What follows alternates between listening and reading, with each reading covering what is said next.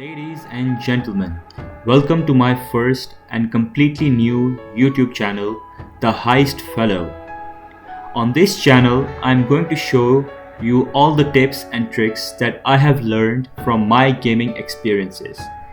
In GTA Online, I have over 1,000 gameplay hours, from which I have learned a lot of valuable lessons. I would love to share those with you all. In this video, I'm going to show you how to play the Bogdan problem solo. You heard me right.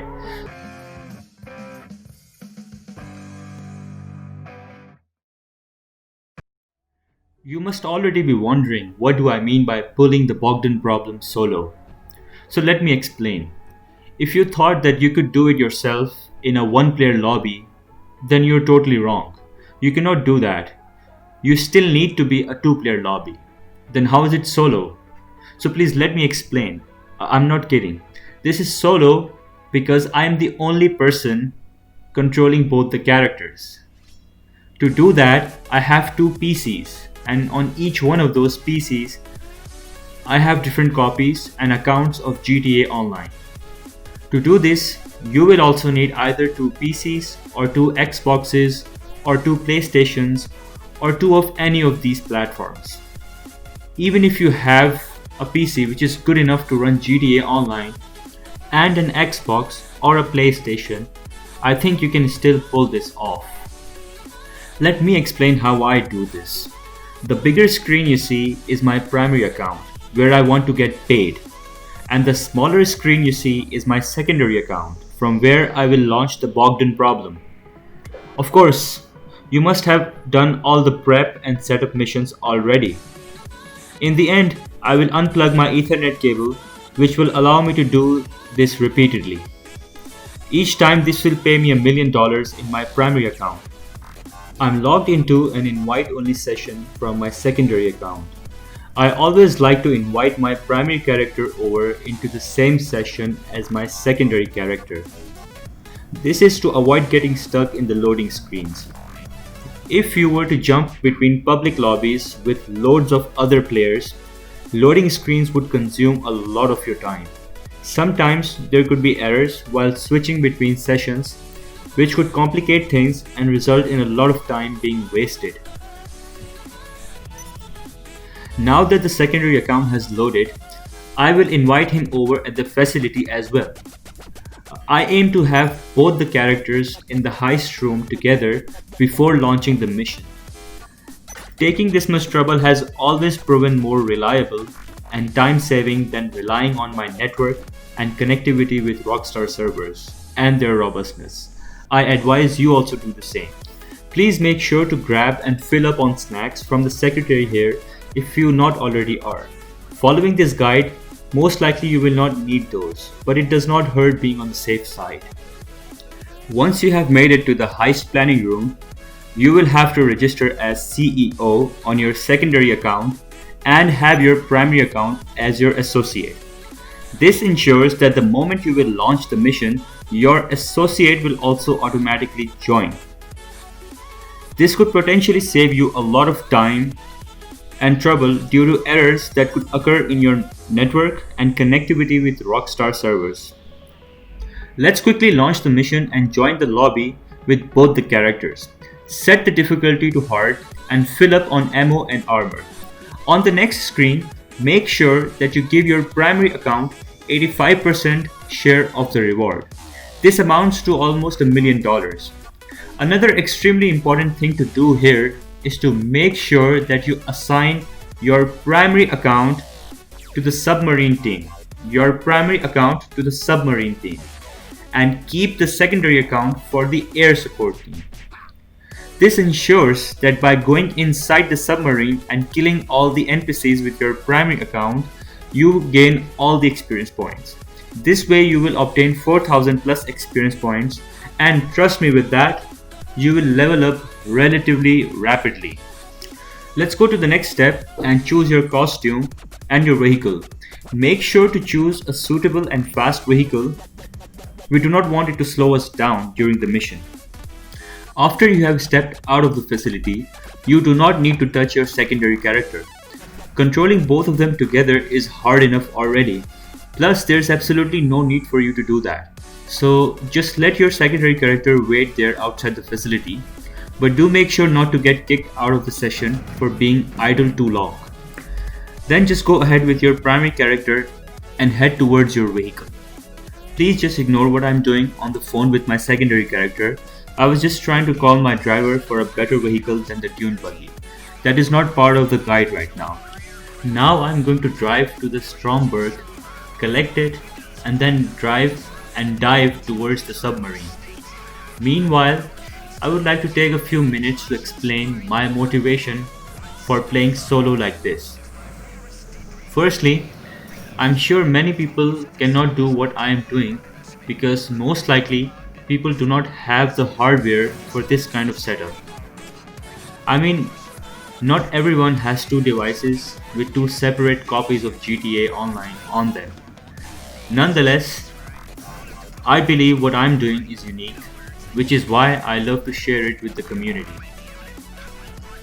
Secondly, I'm not a fan of playing these heists with strangers because most people are not aware of various scenarios that could occur during a heist, because of which they go about doing things that further disrupt an efficient execution of my strategy.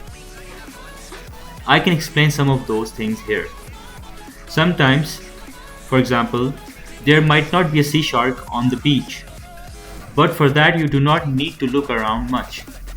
You can just go to the road and call Pegasus for one, which causes sea sharks to spawn on the beach as well. Furthermore, if you did not know already, to do this in the first place, you must own a sea shark, which in fact only costs $18,000, I think. If you do not own one, then you can actually purchase it during the heist and immediately call Pegasus for it.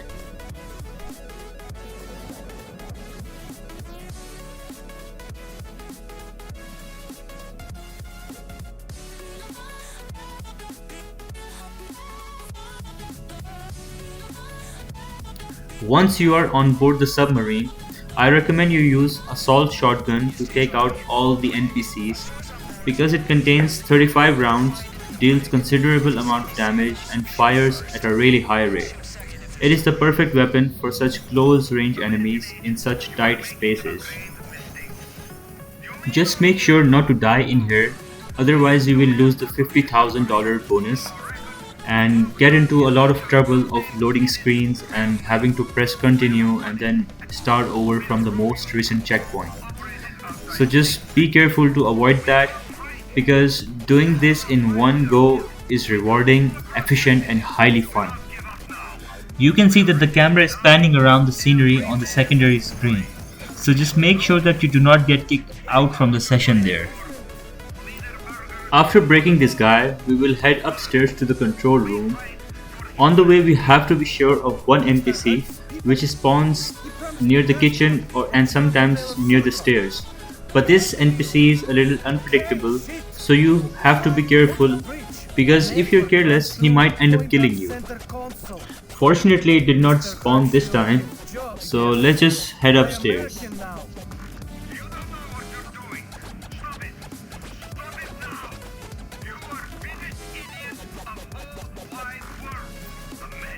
Now we will take a picture, and after that a 2-minute cutscene will start, during which we will not have any control over the primary character.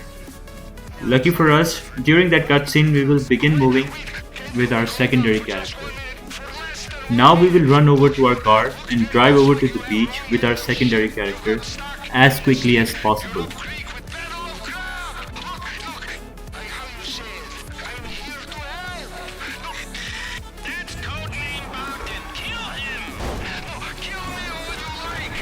While you are on the way, make sure to call Pegasus for a sea shark.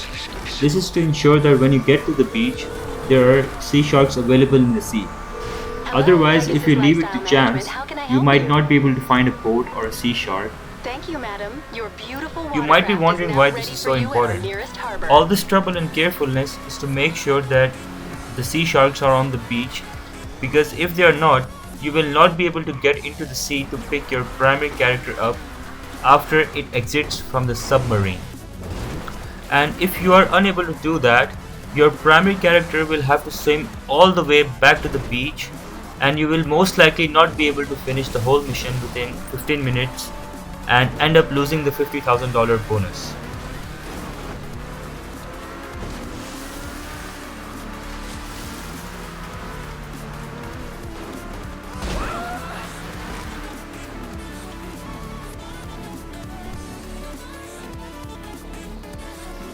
From now onwards, we will simply use the sea shark to get into the sea and wait near the submarine for the cutscene to end and for our primary character to swim back up to the surface. I like to wait at this particular spot because it is very close to the submarine and also very close to the spot where mostly the other character spawns after exiting from the submarine. Now let's just wait for the cutscene to end and then we'll continue.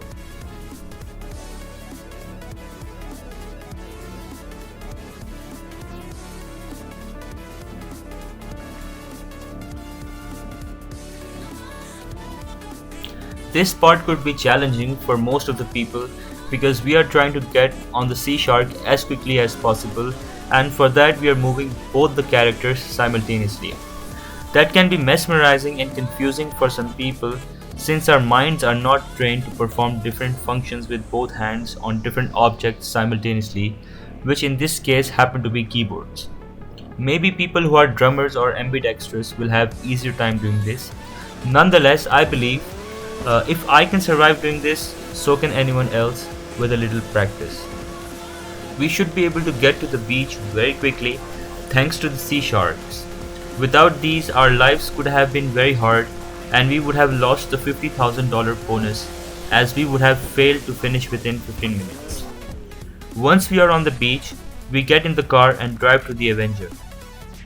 Do not crash on the rocks unnecessarily and definitely do not crash inside the sea, otherwise this will immediately turn into a nightmare.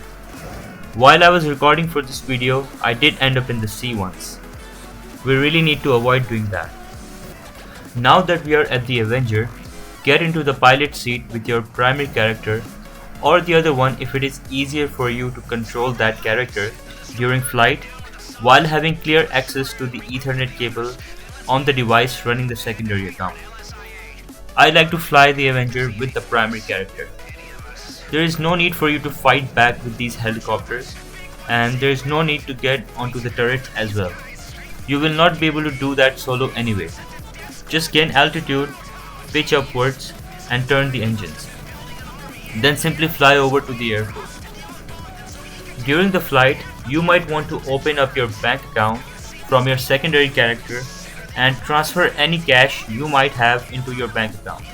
If you do not have any cash, then withdraw some from your bank account and then redeposit it. This way, after you unplug your Ethernet cable upon landing, you will be able to receive your 15% share on your secondary account.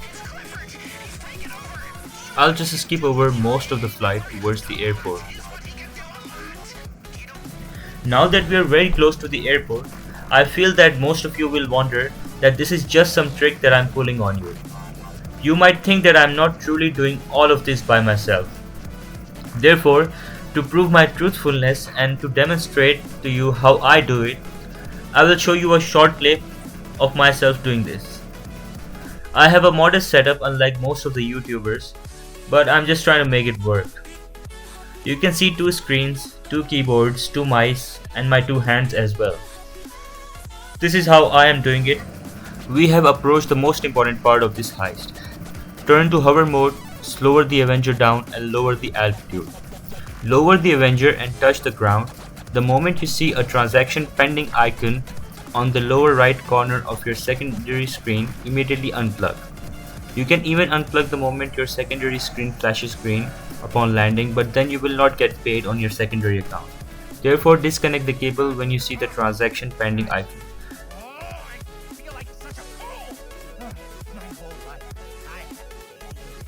There you can see I got disconnected, logged out, and now I will reconnect.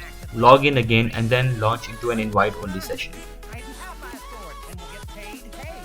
By the time this cutscene ends, I will be able to log back in from the secondary account and launch into an invite-only session.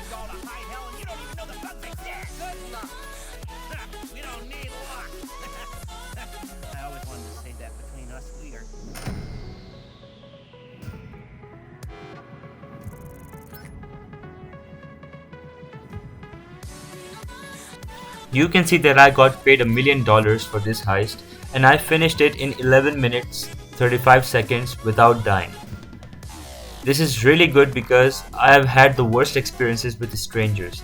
Once with a stranger, we spent 30 minutes for this mission. You can see that on the secondary account, the heist icon edge is still visible, and if we go to the planning room, it opens up, which means that we still have the finale and we can do it again. Let's deposit our cash into our bank accounts. However, I would like to clarify a technical aspect here. If you host the Bogdan problem and wish to pay the same account with which you're hosting with 85% of the share by performing the Ethernet cable glitch, you will receive the cash, but this will not be added to your legitimate income in your character stats. So if you go to the pause menu, then go to stats, and in the career section you will see your total income and total expenditures. If you keep on earning illegitimately like the way I pointed out a moment ago, your expenses will exceed your incomes. This would clearly indicate that somehow your income has been illegitimate. So you could probably end up on Rockstar's radar.